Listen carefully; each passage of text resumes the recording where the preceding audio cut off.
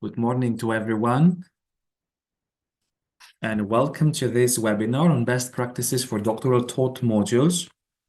I'm really happy to be here today and really honored, and to discuss together some key aspects of teaching, mentoring, and evaluating the doctoral students at the doctoral taught modules. My name is Dr. Isaac Papandopoulos, and today, for the rest of the time today, we are going to be navigating along with Dr. Clementinta, the head of the business department of the School of Doctoral Studies, on key aspects of the doctoral taught modules and how we can better facilitate the studies of our students and the taught modules in order to better prepare them to go to proceed to the doctoral dissertation stages. As we all know, since I can see a lot of colleagues there, experienced and not so experienced, the doctoral education is a very different aspect and level from the undergraduate and even master's level. And of course, it is highly research focused, requiring students to engage deeply with theoretical concepts, apply critical thinking, and conduct independent scholarly research. And this means that as faculty members and tutors of the taught modules, we need to extend our role far beyond just teaching the course content, because we also serve multidimensionally as mentors, advisors, and academic administrators in parallel.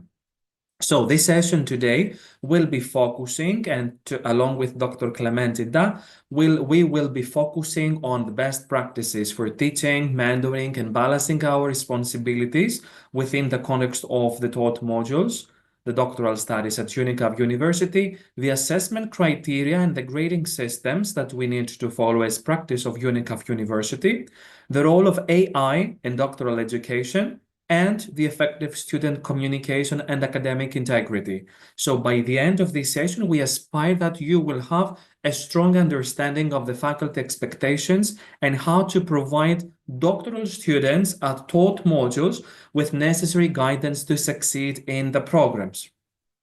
Just your confirmation that the slides are moving, please. Are they moving? I think yes. Yes, Dr. Isaac, they are moving. Great, thank you very much. Now, let's start talking about the role of the tutors in the doctoral taught modules. Of course, we know that in doctoral taught modules, we, the tutors, the tutors receive different roles and different responsibilities because, as I said, the tutors take on these multiple roles. Each of them, of course, is critical to the student success, and each one of them is critical to the general success of our programs. As we all know, the doctoral taught modules are the first touch and the first introduction of our doctoral students to the dissertation programs. So we need, of course, to be aware of that and to be extra careful because these are the mirror of the doctoral programs. First of all, we have this not obligation, but this role of the educator.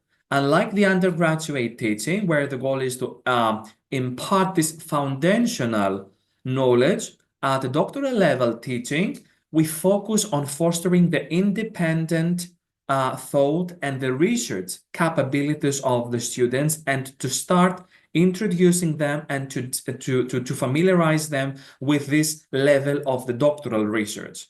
So the taught modules and our role in the taught modules is, of course, to challenge our students, to push them to think critically and to encourage academic exploration in order for them to become familiar with all the challenges, the responsibilities, and the high standards of the doctoral studies.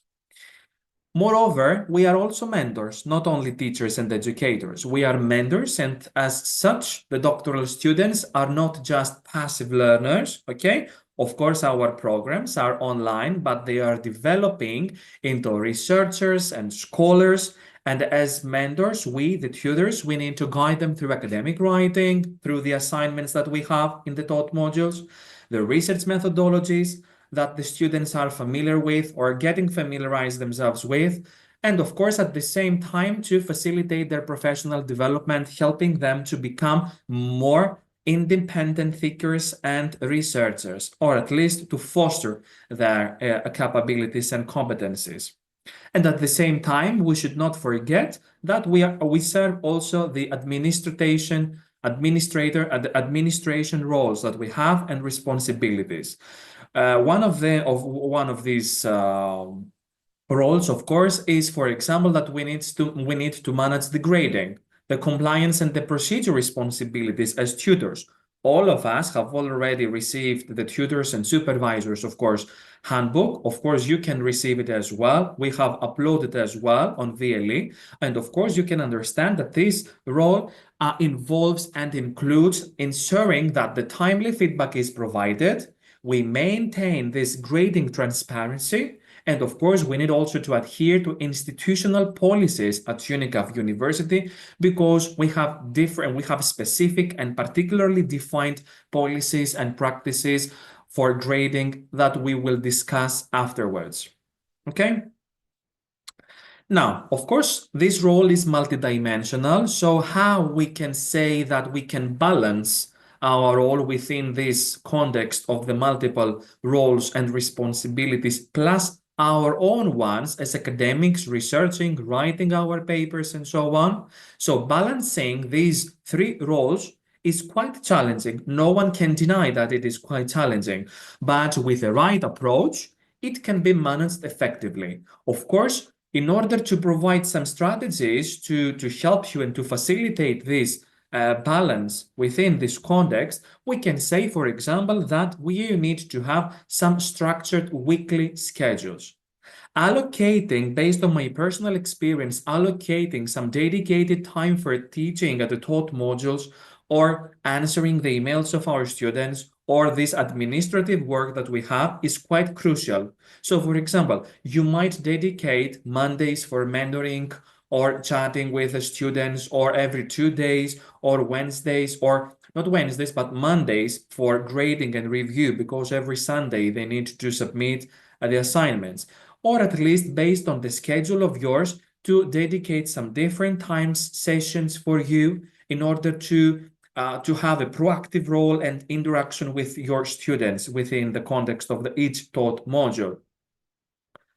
Moreover, you need to foster this clear student communication and to develop this communication. So I think that we all, as tutors at the taught modules, should set expectations from the start about how and when we can contact with the students and how the students can contact us. So, for instance, establishing a 48-hour response policy that we have for emails, which can help the manage to manage the expectations and reduce this unnecessary follow-up sometimes, or for the students to be aware of how much time they need to wait before sending a reminder to us, because it is not only one student. We may have taught modules with a lot of students which need special attention from us and care from us.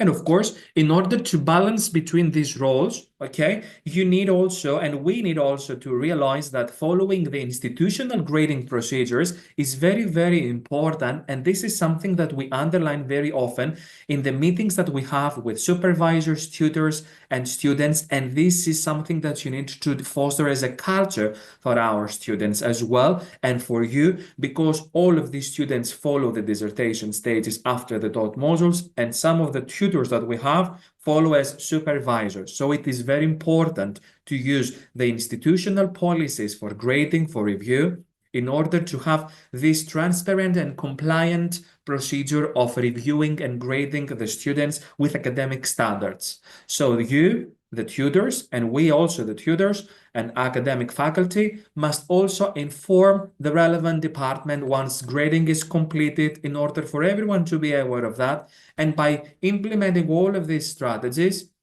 I think that we can create a structured and supportive learning environment while maintaining a balance in our responsibilities as well.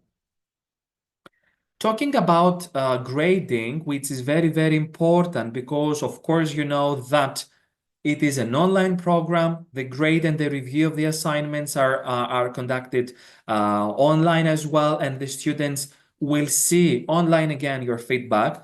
At the doctoral level, the assessment must be rigorous, fair, and timely in order to maintain this academic integrity. That is to say, when marking follows this consistency, the faculty must follow the official marking guide and ensure the fairness and the transparency grading. The feedback also should be timely. Students should receive feedback within 80 days of the submission. So the delayed feedback impacts the ability of the students to improve on the subsequent assignments. And of course, at the same time, we need also not to have only timely feedback, but detailed and constructive feedback. This is very important so that we can avoid the vague feedback. Or, for example, instead of writing, your argument is weak in an assignment of the students, you may write, your argument lacks supporting evidence, or please consider incorporating findings from scholars talking about this aspect, this issue, in order to strengthen your position. So our students need detailed feedback, thorough feedback, but the feedback should be also constructive in order to provide them with a stimuli to think critically and to learn more from the feedback. So the doctoral students, as I said, require this meaningful feedback, which can help them to refine their research and, of course, to foster and to develop their critical thinking skills while studying, while completing the doctoral taught modules. This is the aim of the doctoral taught modules, to familiarize the students with the doctoral standards of the assignments, of the expectations of the doctoral studies, and so on. Moving on with the grading, some information and some reminders that I think that you need to be aware of. At the doctoral level, the grading is strictly defined, and this is something that the student should be aware of. That is to say, the doctoral taught modules require a minimum pass mark of 70%. While the doctoral dissertation stages require an even higher pass mark of 80%. Some of the tutors that are navigating through the dissertation stages and the taught modules may be confused with these differentiations. That's why we decided to have today this reminder. For taught modules, the pass is at 70%. For dissertation stage is 80%. Okay, and our advice, based on our experience as well, is to try to avoid some borderline grading. That is to say, if a student receives 67 or 69%, okay, but it needs 70 to pass, we must provide this clear justification in our grading comments, or to encourage the student to reach that. Okay, so ensuring this consistent and well-documented assessment criteria with a student can help us and help generally the program to maintain the academic standards and the fairness in the doctoral education, because this is something that the students now are familiarizing themselves with. In order to have a look at the grading system, let's take a closer look at the grading system that we have. So the doctoral program uses a 4 grading scale ranging from A to F. And to pass a module, students must achieve at least 70%, which corresponds to C or higher, of course. To graduate, students, in order to complete, the taught modules, students must maintain a CPA record of 3 or higher in order to be ready to proceed to the dissertation stages. In order to help you to understand what is this CPA and why is this very, very important for us at the School of Doctoral Studies, for the students and for you, I would like to mention that the student's academic standing is based on their CPA credits, while their academic progress depends on the number of the credits earned per completed module. This means that the CPA calculation follows these steps. Which are these steps?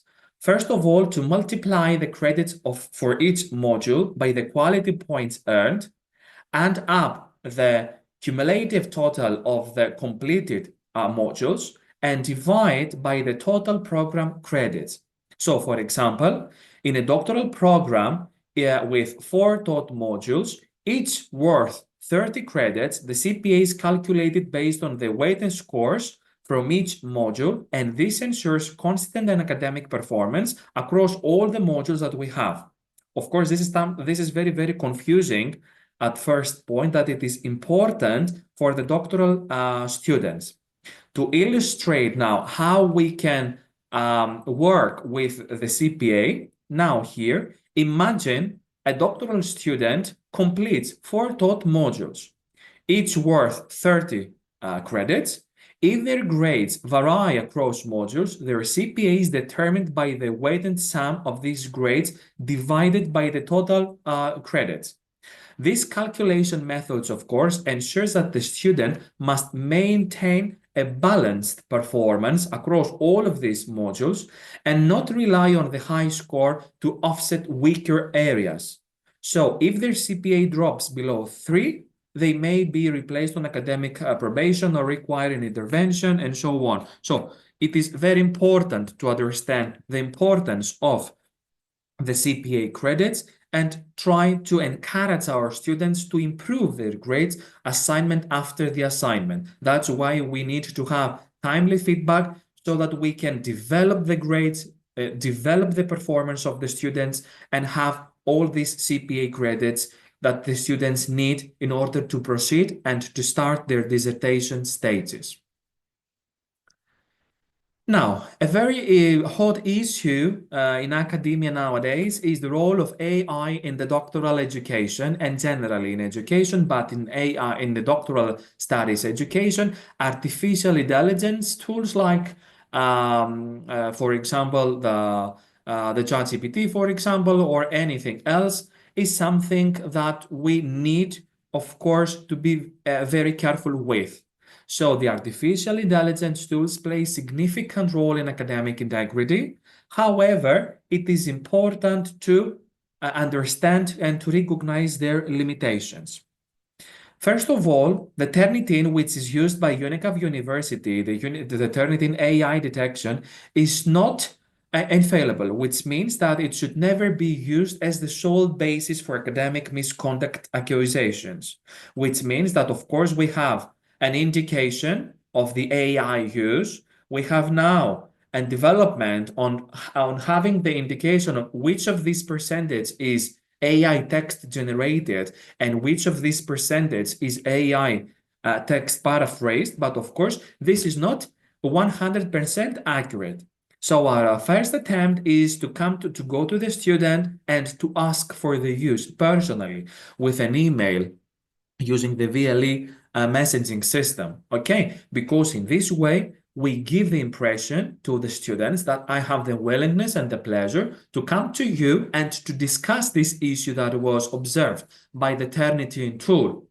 So the human oversight here is important. Why? Because the faculty must review the flagged content manually, and if necessary, consult the program leader before taking any action. It is important to have this interaction between the tutor and the program leaders in education or in business or in IT or in public health in all these taught modules, because the AI tools should be seen as supportive aids rather than absolute decision makers. We have the Turnitin, we have this indication of the AI usage, okay, but we need to carefully think about what we can see. For example, if we see an AI indication of 3%, it is totally different from seeing an AI of 35 or 67. So whatever the case may be, we need to go to the students and to discuss it and to interact with the students in order for us to understand that this is another opportunity that we can have to come closer to our students. Moving on and continuing my talk about the Turnitin, I would like to mention that the academic integrity is a cornerstone for doctoral education, and the Turnitin is one of the key tools that we use to uphold it. Okay. However, as faculty members, we need to understand how to use Turnitin effectively and how to use Turnitin to effectively interpret its results correctly. So what can Turnitin do and what Turnitin cannot do is something that we need to discuss. For example, the Turnitin generates a similarity index. Okay, this shows the percentage of text in a student submission that matches the existing sources, and it helps to identify potential plagiarism, but it does not automatically mean misconduct. Why? Because a high similarity score is not always a proof of plagiarism. It could be, for example, due to correctly cited references, common terminology, or template-based content, or a low similarity score does not always mean originality, as students may have paraphrased aspects of the first text or used AI-generated content in ways that are not easily detectable.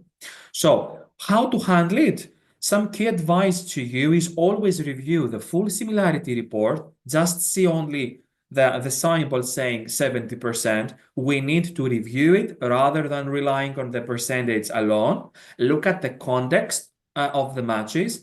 Are they properly cited? Okay. Are they uncredited passages? From which sources they are derived from?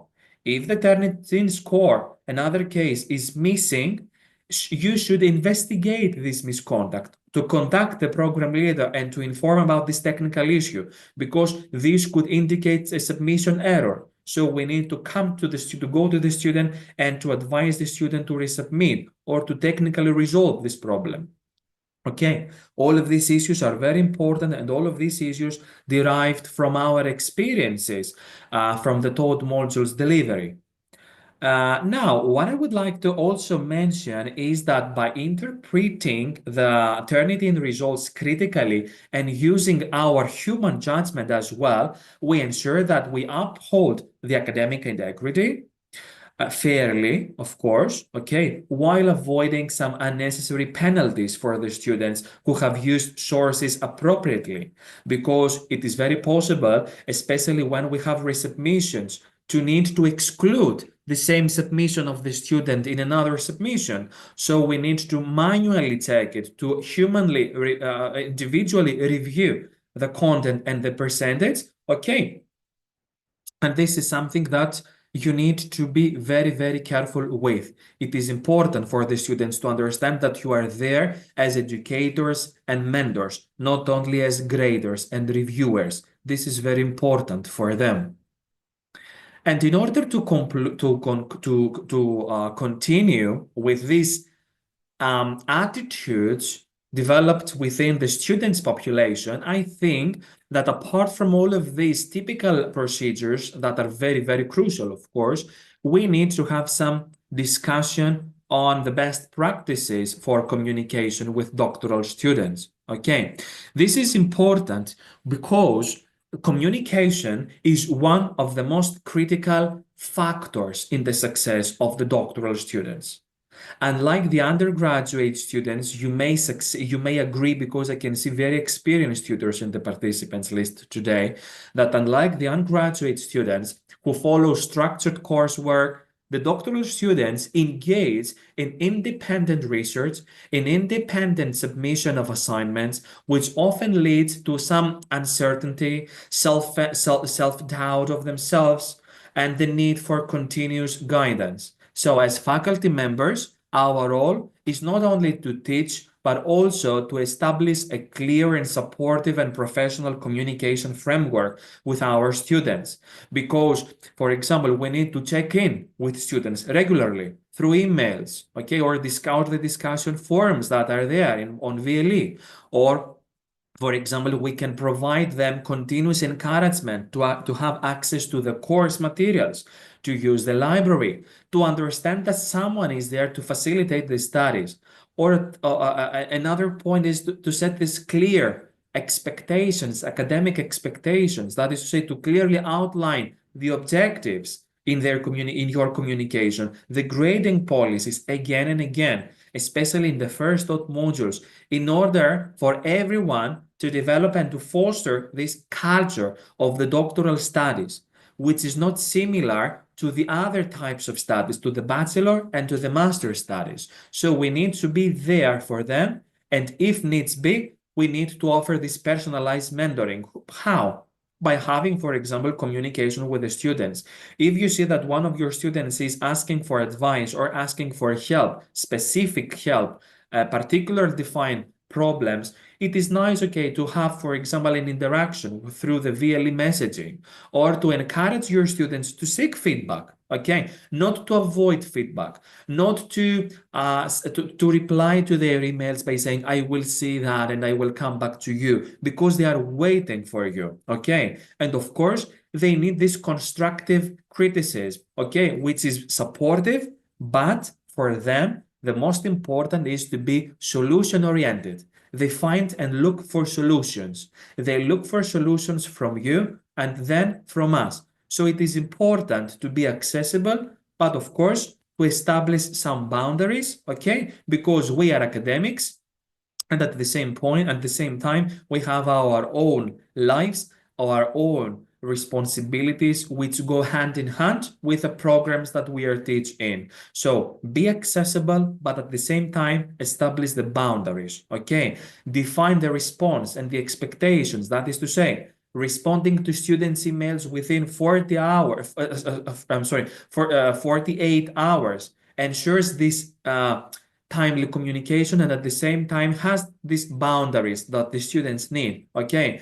Notify the students that you will be unavailable to these 2 days, or UNICAF University that you will be unavailable these 2 days because something happened in your family, in your life, okay? And of course, it is nice if you indicate um, some days or some slots for your students in order to grade, to review, and to communicate.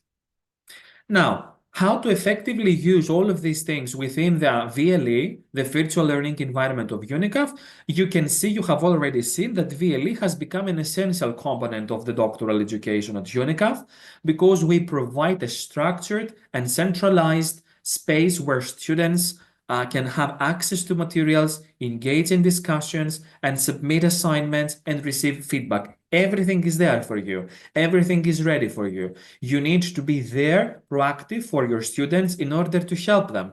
How to help them? For example, to encourage these VLE benefits, to make use of all of these benefits, the students to make use of all of these benefits. That is to say, the library, the VLE messaging, the progress of the participants as well. You can see how active this student is, how inactive this student is. Something concerns me. I will come to the program leader and say, this student seems to be inactive.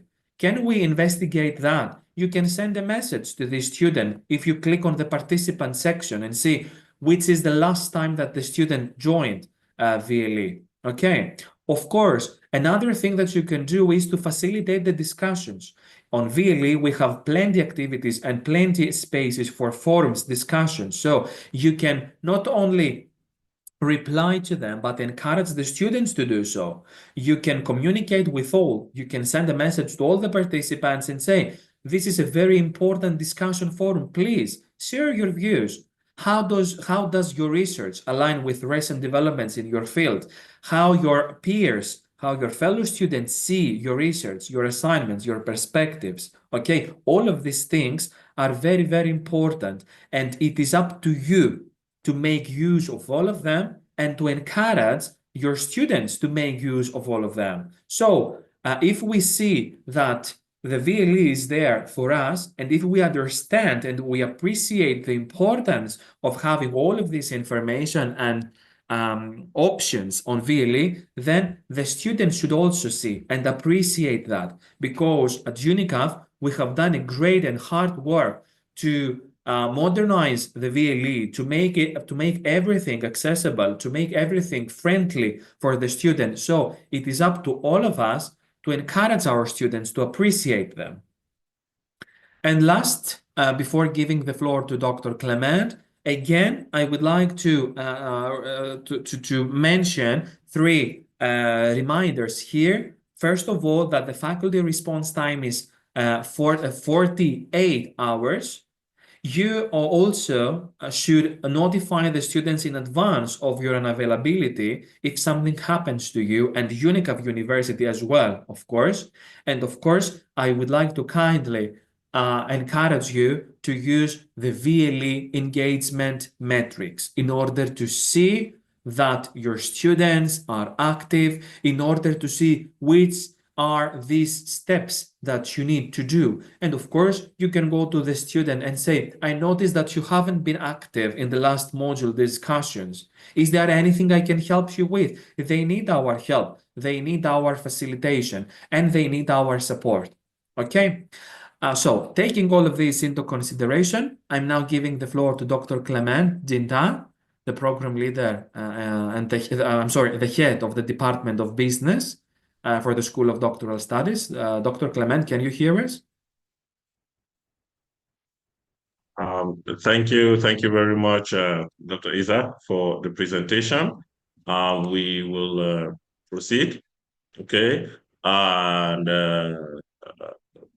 the information provided to this point is quite important, very relevant. Yeah, so I will take it from where Dr. Isaac just ended. Thank you very much. Yeah, the feedback provided to students needs to be also a very constructive. Okay, and that's constructive, pushing the students towards ameliorating their academic activities, and also tailored, meaning it should be customized to the submission of the students. Okay, it's very important to avoid just generic feedback. Okay, the feedback really needs to be tailored to the submission that the student has done, and also be very actionable. Therefore, there should be very clear indications as to what aspects need to be ameliorated as far as the student's work is concerned. So those are things you need to take into consideration in when you're providing comments in the VLE. And also it's good to address all the components, properly address all the marking criteria components that are included in the VLE. Generally, when you're going through the dot modules and you're grading in dot modules, you see different criteria like what is shown on the screen. So please make sure you address all of these properly, and make sure the student is receiving very constructive and customized or well-tailored feedback. Generally, feedback is supposed to be provided to students within 10 working days on the submissions of the student. They need to be provided within 10 working days. But keep in mind that after the last submission, you would have academic performance sending you emails after 6 working days. Okay, so please just make sure you proceed with the grading in a timely manner, and make sure you are giving feedback to students. And it's always good to try to give feedback to students before they proceed to the next submission, so that they get a chance to actually develop and ameliorate some of the aspects that have been highlighted in their previous submissions. And the feedback also needs to foster skill development, critical thinking in the students, and keep them engaged and push them towards making progress as far as their work is concerned. So it's very good to choose the language and the tone of the feedback such that it carries a motivational aspect, so that students really do feel the need to ameliorate their work. Okay, now as far as extensions is concerned, extensions is not granted by the tutor after the end date of the module. Well, but generally a student might not do a submission within the period of the module. A student might miss a submission, and you can obviously discuss with the student and get the student to do the submission before the end date of the module. But once the end date of the module after the end date of the module, um, uh, extensions cannot be provided by the tutor. They should be provided by extenuating circumstance office. I will come to that in the next slide. Students must follow the official process to request for extension, and the request must be submitted at least 5 days before the end date of the module. Okay, so students would submit the formal request to extenuating circumstance office. Okay, the team will review the request of the students and communicate the decisions. Okay, now approval for extensions. As a tutor, you would be notified accordingly. Okay, but it's always good to get the students, keep them engaged, and have them to do their submissions within the period during which the module is going on. They are automated. I mean, you can actually schedule announcements in the VLE to help you keep the students engaged. We also have automated emails in the VLE that remind the students to do their submissions and also to carry out some important aspects. Okay, but when it comes to extensions after the end date of the module, those are accorded by the extenuating circumstance office. Okay, when it comes to the submission deadline, students are supposed to submit by the 59th minute of the 23rd hour, okay, on the due date, okay? But students generally will have access to the VLE up to 30 working days after the end date of the module. And during that period, extenuating circumstance might ask you to redo some of the grading, or maybe after some very specific review, you might be requested to do some modifications to the grade of the students. So it's always good to get the students to be very much aware about how to get extensions. Okay, now when it comes to no submissions and wrong submissions, no submissions get the grade of 0 in the VLE, okay, 0%. Okay, as far as wrong submissions is concerned, before the deadline, it's always good you can reopen the link and get the student to redo the submission. Okay, now after the deadline, you should definitely contact quality assurance and academic performance team also, and they will provide you with guidelines on how to proceed. Okay, now the marking process, like I said, it's always good to do the marking within 6 working days.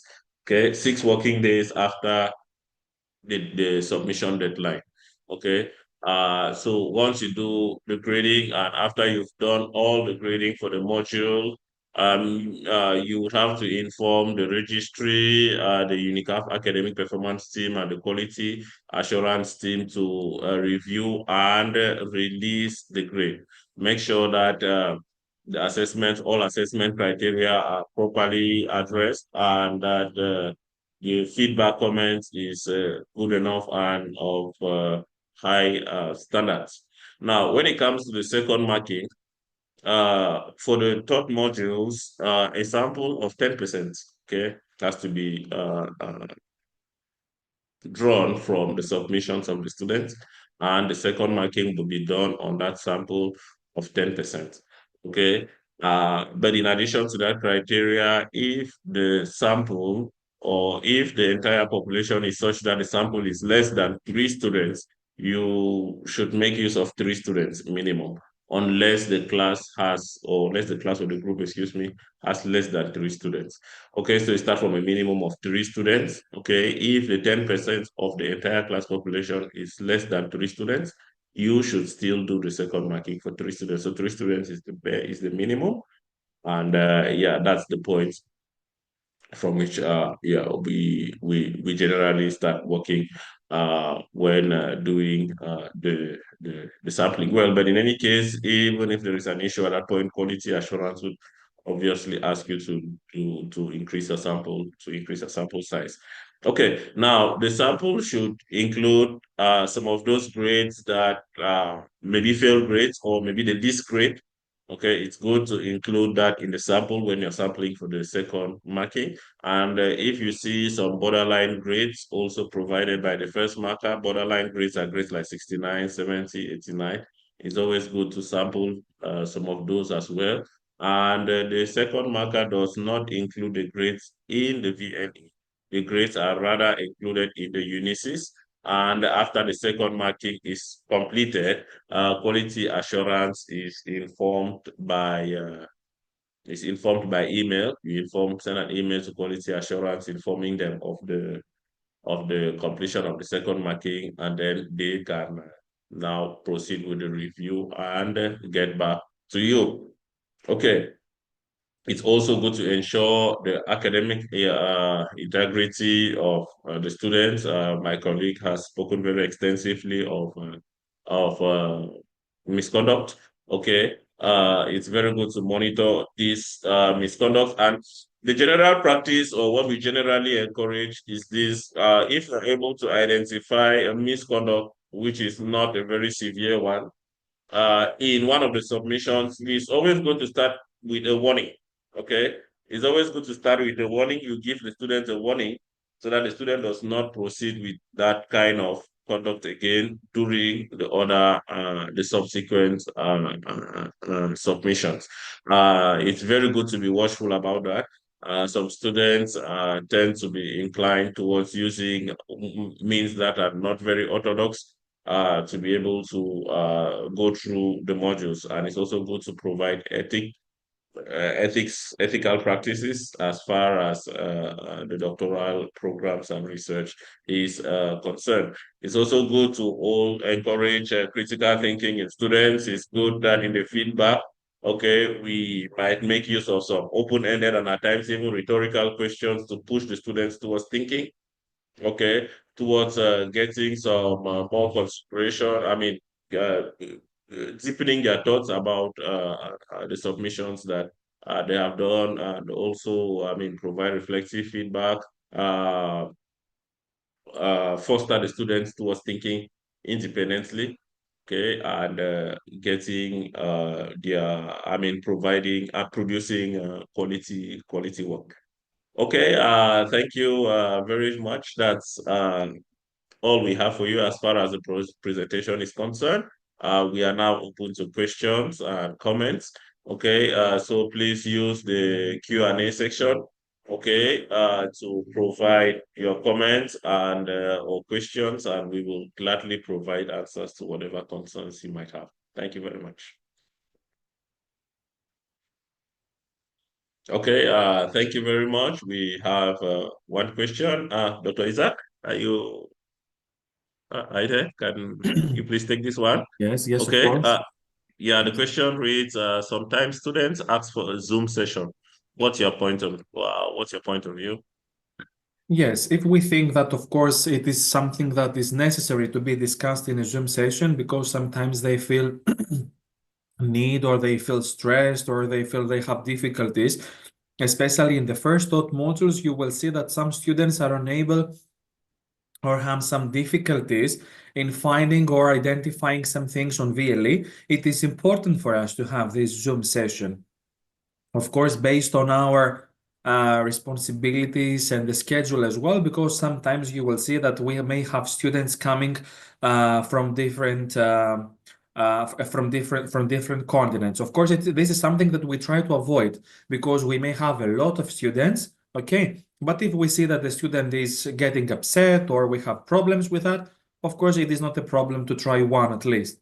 But generally, try to use the VLE messaging because the VLE messaging is something that, of course, we at UNICAF can also promote in order for you, for example, to have some proofs of your communication in case that something is not happening or turning to be in a good position or a good outcome, or to have this VLE messaging of the history background of your discussions.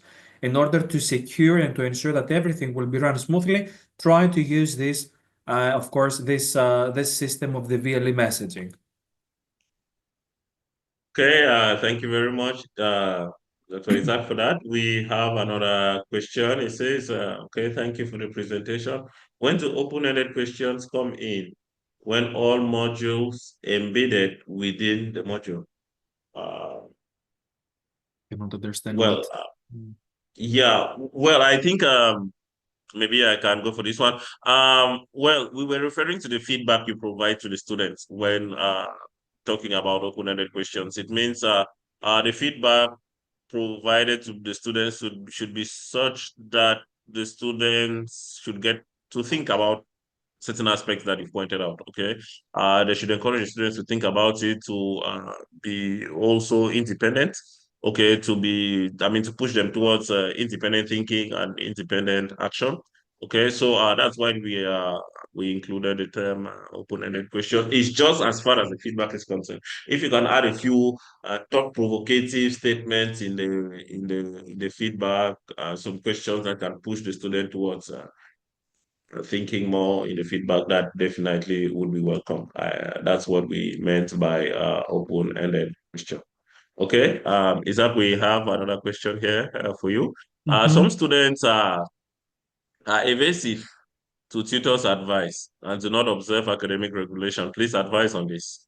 Yes, yes, that is true. That is true. We have this case, this population, this student population with students who are evasive. Of course, at this point, of course, there is no secret answer or a secret solution to that. But dealing with evasive students who resist tutor advice or fail to follow these academic regulations can be challenging. So, from my experience, what I think that is the best thing that we could do is, first of all, to establish these clear expectations from the start, to set the expectations and the importance of the academic guidelines, the importance of the tutor feedback, okay, the academic regulations and the institutional policies that I underlined in the presentation as well, because sometimes they are focusing on the taught modules, they want to complete the taught modules to go to the dissertation stages, but sometimes these technical things can protect the students and prevent them from doing problems or causing problems or making mistakes in their studies or in their journeys as well. Of course, we have also, as I said, we have a multidimensional role. We have to be mentors, educators, administrators. So we need to identify the reasons for this resistance and try to address them individually because every student is different. Okay, so the student may lack confidence. Okay, and that's why he or she avoids the feedback that we are providing because he or she gets stressed. Or the student may believe that the approach his or her approach is sufficient. Okay, so we need to use some aspects of our personal experiences as well. When I was a doctoral student, I used to, in order to identify with us. Okay, and sometimes when we have the students who ignore the regulations, then it is up to us to inform the students about this violation of the academic policies, which can cause delays, problematic studies for us, problematic issues in our submissions, in our studies.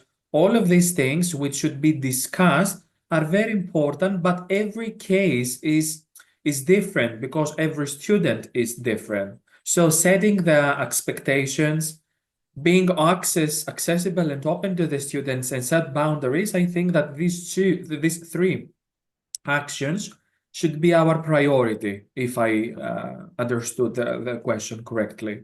Yes. Yeah. Okay. Thank you. Thank you very much, Dr. Isa. We have another one here for you. Okay. Mhm. It says, thanks for the presentation. The issue of AI feels like a minefield. Okay. What support is there for faculty, particularly for those supervising doctoral students? Yes, of course, you're absolutely right. The issue of AI, of course, in education in general can feel like a minefield, okay? With regard now to our institutional, first of all, practices, okay? I think that I have covered that in the presentation. Now, with regard to the support that UNICEF is providing to the tutors, we need to be aware that UNICAF University is organizing very often webinars, or very often we are trying to support our tutors with guidelines in the handbooks. We also organize this today's webinar to talk about that in order for all of us to appreciate that we should not give penalties to the students when we see that there is an AI indication, because of course it is not totally accurate, okay, but we need to review it and to discuss it with the student without punishing the student, without reducing the grades because of that. We have a great variety of criteria that we need to use in our grading system. Okay. And of course, when talking about the supervision of doctoral students in the dissertation stage, then there we have a monitoring system where we can have these indications and communication with each other. Yes. Okay, thank you very much, Dr. Isa. In the same light is the AI issue is a struggle. Okay, we are trying to keep up with as well, and the AI is getting better day after day, and students are devising new and new methods to go about it. Mm, And yeah, it's something which we would continue to struggle with. But at the same time, it's very, very good to include a human oversight, okay, which Dr. Isa pointed out, it is very, very important. The AI detection simply draws your attention to the fact that there is a likelihood that AI might have been used, okay? Then as a tutor or teacher for the module, you definitely have to go back and read it well again and try to make use of your oversight to be able to see if it's a good if AI has actually been used. And yeah, and even when you have serious suspicion that this might have been the case, it's good to talk with the program leader, okay, about the case and make sure another person takes a look on the work of the student and provide an informed opinion as well as to whether AI has been used. It's also good to highlight that some AI do not generate. I mean, not every AI generates text. Okay, some AI can be used exclusively for proofreading, okay, and just highlighting certain aspects, and then the student can go on to actually doing the modifications and the rest. So it's something which we would need to make considerable use of our human judgment on, as far as it's concerned. But one thing which we would generally encourage, especially, I mean, throughout the program, but more during the dissertation phase, it's always good to get students to compare views. Okay, whenever they are writing on certain aspects, they compare views, they contrast, and then they bring out limitations of certain views and so forth. Now, when you use that approach, I think for the moment, AI has not really gotten to that extent where they can really compare views and bring out critiques and limitations of this and like get the work like very, very critical. Maybe AI will get to that stage someday. I think, but for now, it's a very important way. Yeah, we can proceed to making sure from our end that students are not making use of AI, getting them to compare views, bring out limitations, use other sources to support arguments, to maybe highlight certain drawbacks of certain other arguments and the rest. And that way, we can try to maybe avoid AI usage to some extent. But when students just write plain text and they're just writing just a smooth, plain, like just an overview of maybe a particular of something, then I mean AI can generate that very, very, very easily. Well, the bottom line is it's good to just in addition to, I mean, in the same light as what Dr. Isaac said, yes. just try to make more use of your human appreciation of the work of the students, even when you see a high AI percentage. Okay. Okay, Dr. Isaac, I think we have another one also interesting Yes. for you. Okay. Okay, thanks for the presentation. We know that paraphrasing can mask plagiarism and show low similarity index. What are some of the ways to unmask this plagiarism from the paraphrasing? Very, very good question, Isaac. Yes. We are Mm-hmm. going through the masks in the carnival in Greece as well, so it is a nice question. You're absolutely right, of course.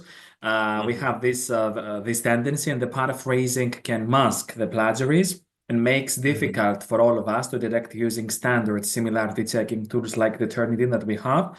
Of course, while these tools are effective in identifying the direct copy pasting, they often fail to catch heavily paraphrased plagiarism.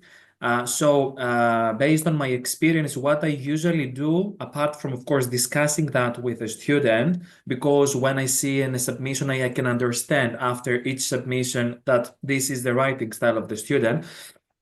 I think that we as tutors can look beyond the similarity reports, that is to say, taking for a natural writing style or inconsistencies or overuse of synonyms, which is something that a lot of students do in order to paraphrase something.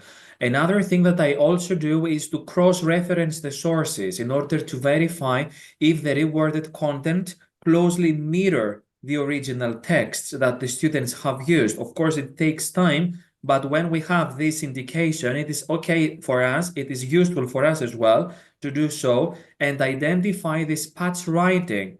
That is to say, watching for abrupting topping changes that suggest these mixed sources.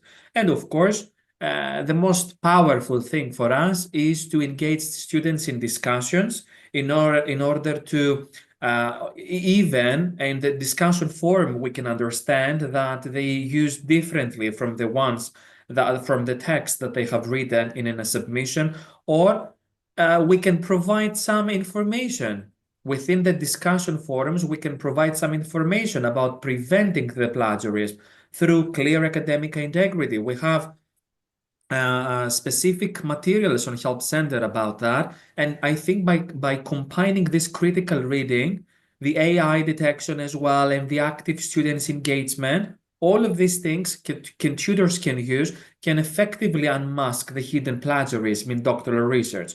Of course, now you can ask me, we have 20 students in the taught modules. How can I do it for all of them?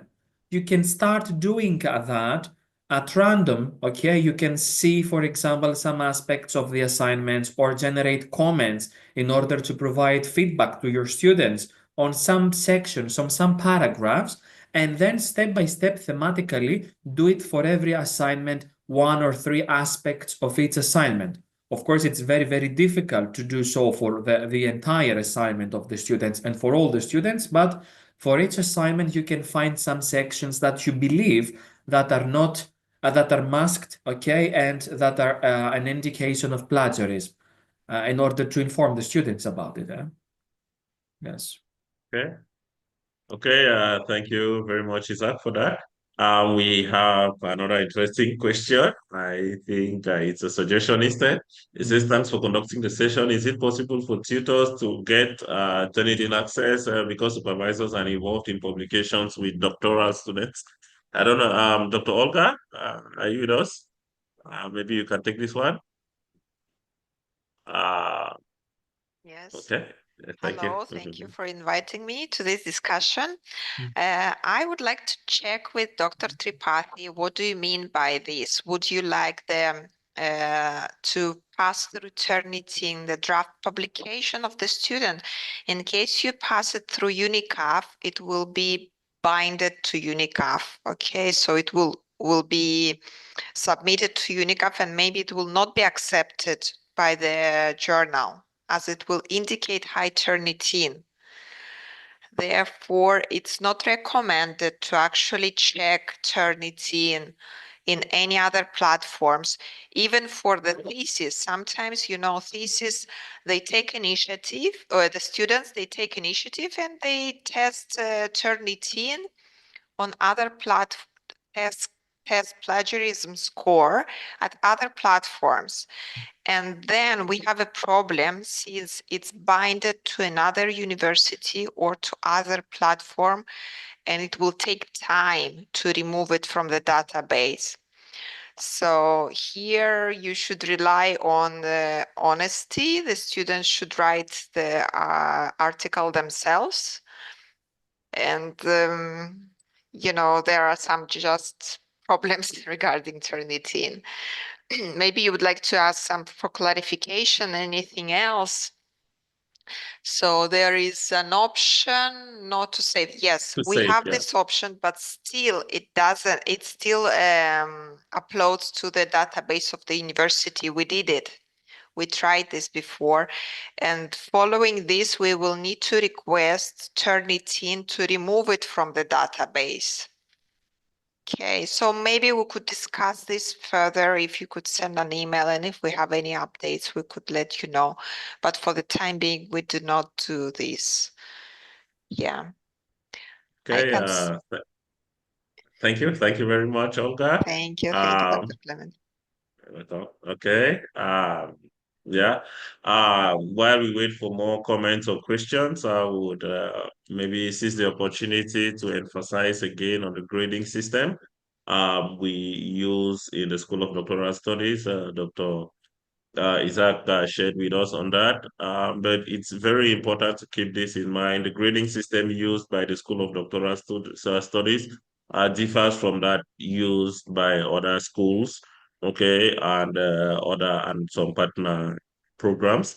Um, Students need to score 70%, okay, to pass the module, okay, the taught modules. But then once the student finishes with the third module and wants to proceed to the dissertation phase, the student needs to have a minimum CPA of 3.0, which corresponds to 83%. Okay. It's good to keep in mind that a student having 70 and passing the module and passing the modules would not give the student the minimum CPA that the student needs to move to the dissertation phase when the time comes. As a general rule, general advice, we would always advise tutors, those who are involved in the third modules. Well, if you think a student's work is good, okay, it would be good to grade the student somewhere around 83%. Okay. If you think the student's work is outstanding, it's very, very good, really exceptional, somewhere above 90% would be good. Okay. Now, if you think the student's work is not yet there, but the student can proceed and then get a chance to maybe meet up with the grades, then you can give something around 75 to 80 or so.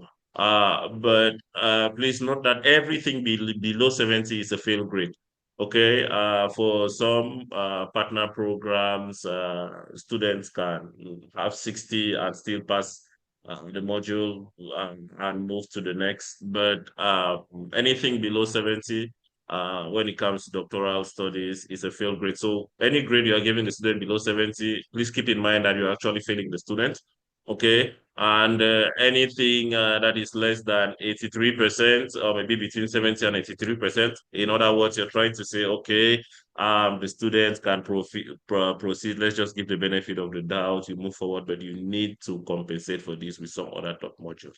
But if the student's work is good, it meets the minimum requirement, and it's good to give the student a grade somewhere around 83% so that the student does not get stuck when the time comes. That's a very important requirement, and we are struggling with some of this now because and it's becoming obvious that maybe some of us were involved in the third modules were not very much aware about these grading requirements. And yeah, so that's it. It's very important to keep that in mind when grading the students' work.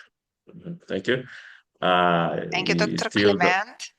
Mhm. So I would like to explain just a little bit for the CPA why it's still the student is allowed to proceed with 70%, okay, but they may not receive the needed three CPA of 3 for the module. So, okay, it provides them some flexibility by completing other modules above 90%. For example, they may reach the CPA of 3.7, 3.3. Okay, for example, if the grade is 87, they will receive a CPA for that specific module 3.3.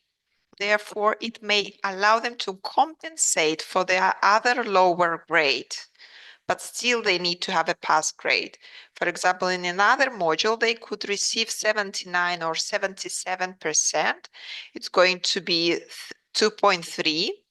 Okay, but the average for the whole 4 modules, they will still receive 3%, 3 CPA of 3. So just having this in mind. Thank you. Thank you. Thank you very much, Olga. We have another interesting one here. Okay, thank you so much for the excellent presentation. You've helped us a lot, and it is important to get information. You are always supportive and facilitating our rules. Thank you very much. Very encouraging message. Thank you. Yeah. Any other questions? Any comments?